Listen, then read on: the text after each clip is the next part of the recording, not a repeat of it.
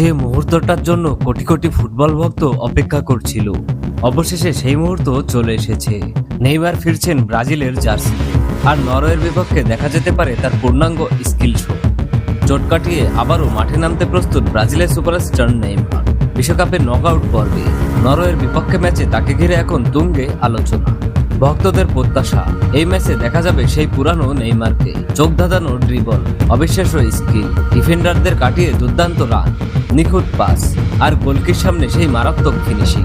অন্যদিকে নরওয়ের আক্রমণের সবচেয়ে বড় অস্ত্র এরলিং হালান্ড। তাই এই ম্যাচ হতে যাচ্ছে দুই তারকার দারুণ এক লড়াই। ব্রাজিল কি নেইমারের জাদুতে জয় তুলে নেবে, নাকি নরওয়ে চমক দেখাবে? একটা বিষয় নিশ্চিত, যদি নেইমার নিজের সেরা ছন্দে খেলে, তাহলে এই ম্যাচ হতে পারে পুরো বিশ্বকাপের অন্যতম স্মরণীয় ম্যাচ।